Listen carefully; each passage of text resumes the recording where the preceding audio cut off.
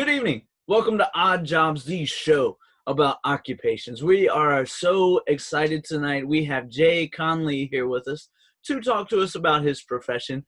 Thanks for coming on, Jay. We're so excited. Yeah, Nick, happy to be here. Get to talk a little bit about myself. Nice. So tell us, brother, what do you do?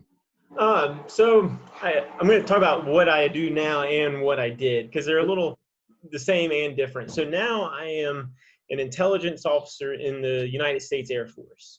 But if you know much about it, so I'm a lieutenant. So I just commissioned fairly recently. Before that, I was an intelligence analyst on the enlisted side. And so I did that for 9 years, and now I'm here. So they're pretty similar jobs, but I'll speak to more of what I did on the enlisted side because I have more to talk about on the enlisted side. Nice. So give us all the responsibilities. Yeah, so responsibilities. The mission.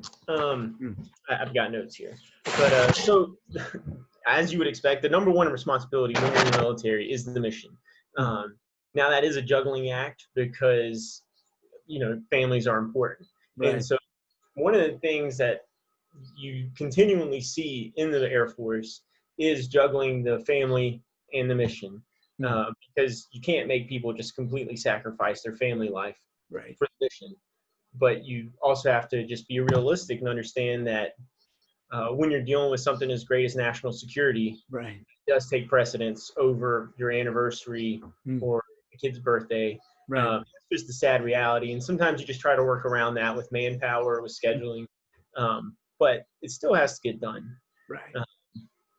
So I enlisted in 2011. So yeah, it's been 9 years. And then I came in as an intel analyst. So in the Air Force, we call those 1Ns. So like in the Army, they have like MOSs. In the Air Force, you have AFSCs. So it's like an Air Force specialty code. Wow. And so my Air Force specialty code was a 1N0, which is an all-source intelligence analyst. Wow, gosh. Yeah. So give us some prerequisites that come into what you do.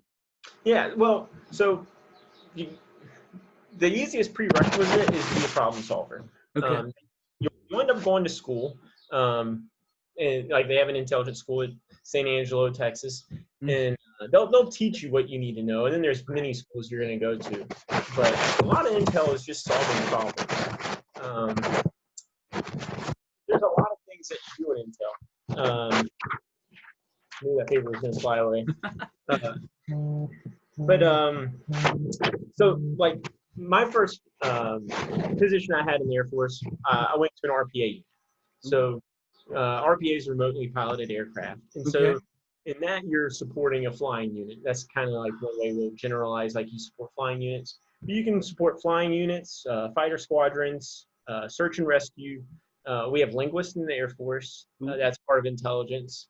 So you can be a linguist, you can support linguists. We have cyber operations, which I think that's always been a thing in the military, but recently I think the public's kind of learned about that a little more. Right. Just like we had the Sony hacks like several years ago when the movie got released. So that sort of stuff is you would try to prevent that sort of thing if you were working on the cyber operations. Other people, their whole job will be to study what we call near-peer adversaries. Right. So they'll be looking at China and Russia and just trying to, anticipate what they're going to do, what they want to do, and then figure out how we can best secure America with that in mind. Right. Then you got people that just are for advice. So a lot of times you'll have intel staff that just advise commanders or advise diplomats. And cybersecurity, air mobility. So in the Air Force, we call it AMCs, like our Air Mobility Command. Okay. So anytime there's a natural disaster, so they usually get involved in that.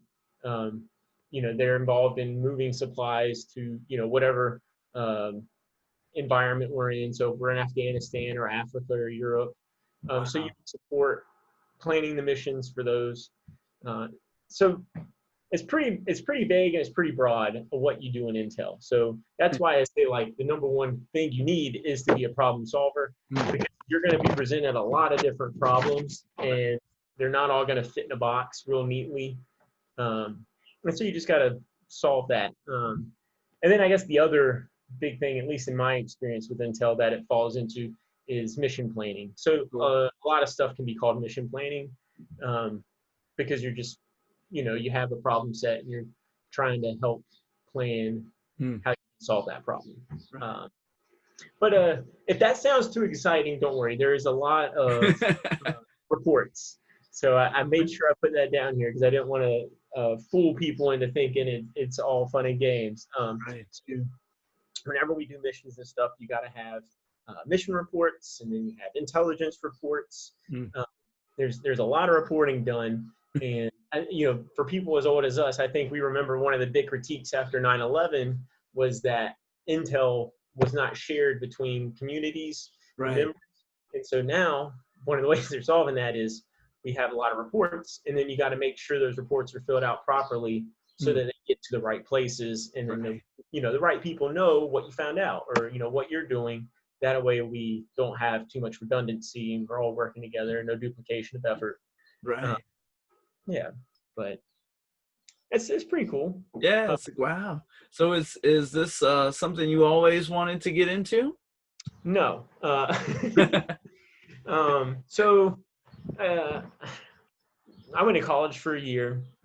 I couldn't pick a major. And my guidance counselor was like, well, who do you admire? And like, what do they do for a living? And I was really close to my grandpa. And he was a barber. And so I was like, oh, well, he's a barber. Maybe I'll go cut hair. My guidance counselor was like, well, we don't have a major in that. So what I meant. But I don't know. It did kind of like light a little switch. And so, I moved back to Charlotte and then went to hair school. And I did that for a while. And then two separate things happened kind of close to each other.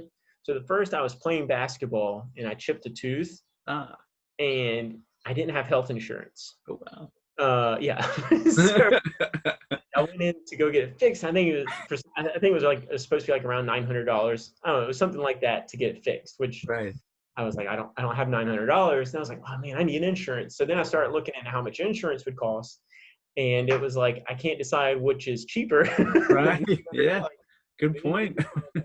What if I got in a car wreck, or what if I hiking and fell and broke a leg? Like, I can't live without insurance because that's just irresponsible.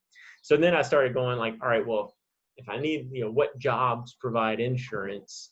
And I was like, okay, well, the military, they do insurance. And at the same time, like I said, I was doing hair, and I don't know. One day I was doing this lady's hair and it took forever. I thought it turned out great. And then she just wasn't very happy with it. So I was sitting in the break room and I was like, man, am I going to do this for 40 years? And just like my happiness is going to be tied to the happiness of someone else. Right. Like, I don't know.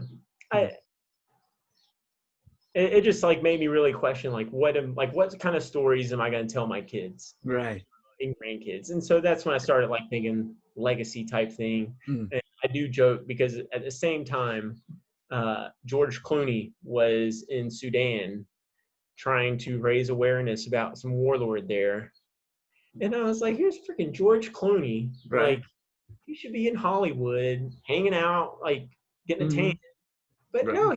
To Sudan. I was like, all right, if he can like get out and get in uncomfortable situations to try to help people. And so in my mind, I was like, if I join the Air Force, I can help people. I can also help myself, with the insurance. So that's kind of what got me there. And then also my older sister, she had been in the Air Force. I think she was still in it then. And then my grandpas, they both fought in Korea. One was a Marine and one was in the Navy. And they both told me to join the Air Force. It's always kind of a joke. If you have a parent that's in the Army or Marines, they'll tell you to join the Air Force. But we get the best comparatively. That's right. Yeah, we get really decent lodging and Yeah. Gosh. So, was the aha moment that came before your current role? Was that the lady with her hair, or? Yeah, that was the aha moment for that. The aha moment for commissioning was, um, so one of the big things that, especially at JSOC, they really taught us to, if you see a problem, see a solution. Hmm. So like, don't rely on other people to fix it. A lot of Right. times, the military can get bureaucratic. A lot of Hmm. institutions can get bureaucratic. True. And so we were really trying to work on changing the culture to be like, if you see a problem, like find a solution. And at the same time, our leaders there were empowering people to make solutions. Because sometimes that's a problem. Like if you don't Mhm. if you can't fix it, because they won't let you. That's one Right. thing. Right.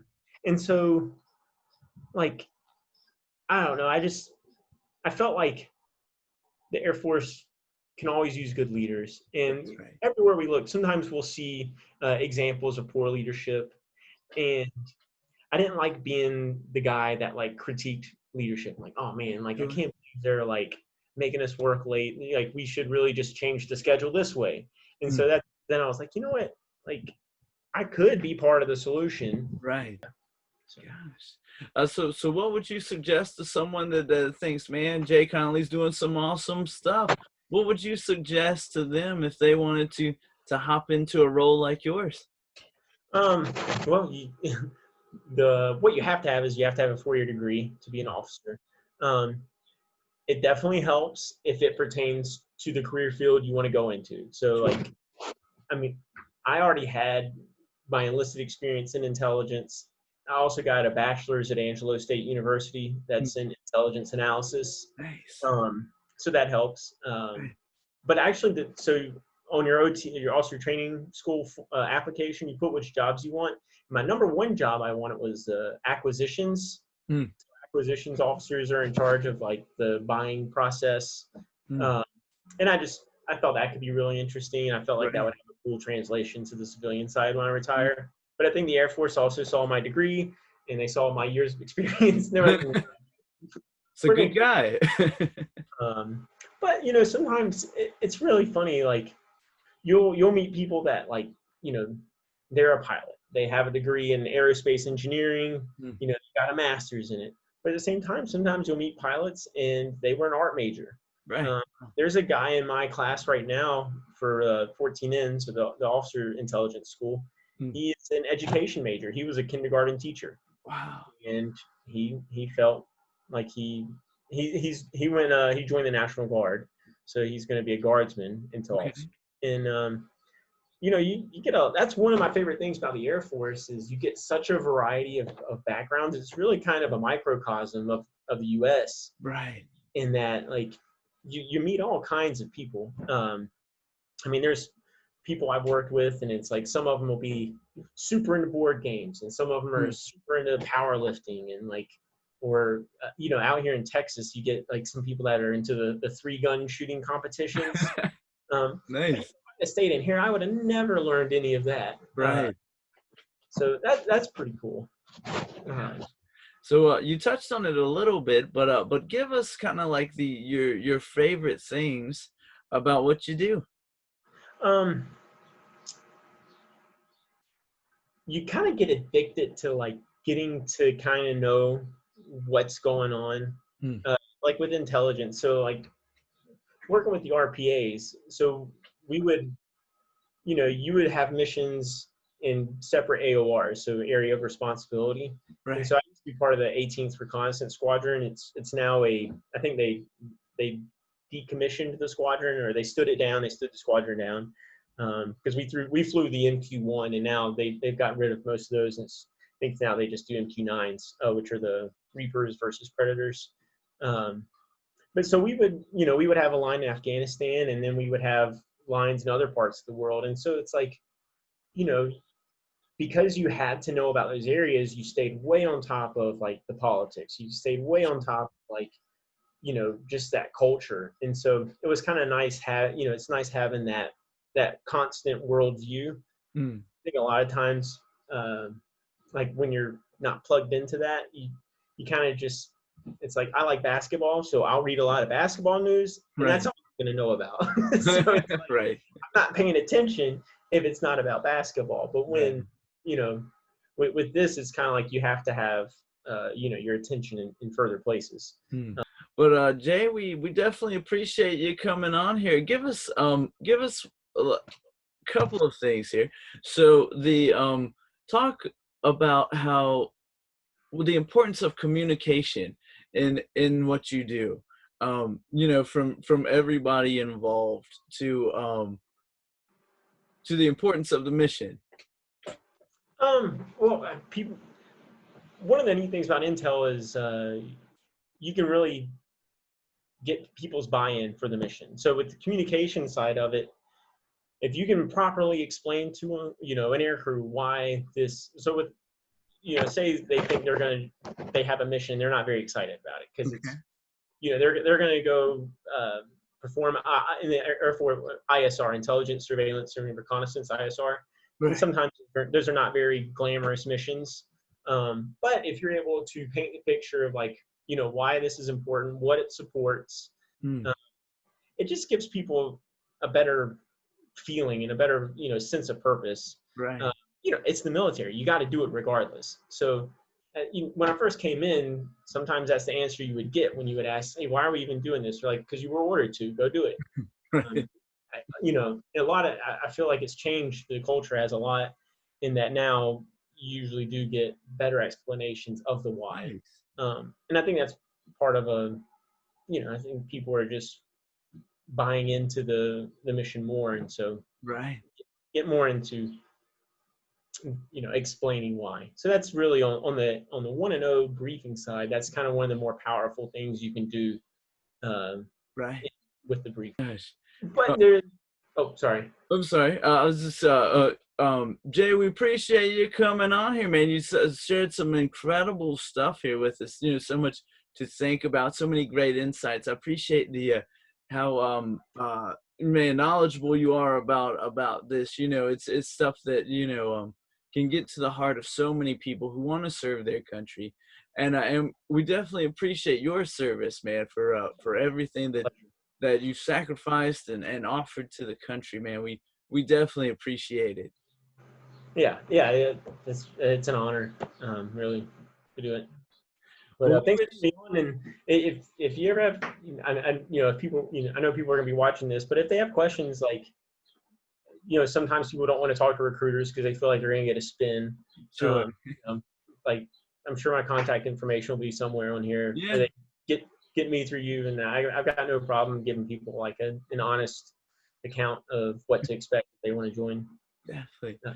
Well, there you go. If you have questions, Jay Connelley is the man to come to here. Yeah. But Jay, thank you again so much for coming on. We definitely appreciate it. Yeah, you bet. Thanks for having me. We wish everybody out there a wonderful, happy, and healthy evening. Good night.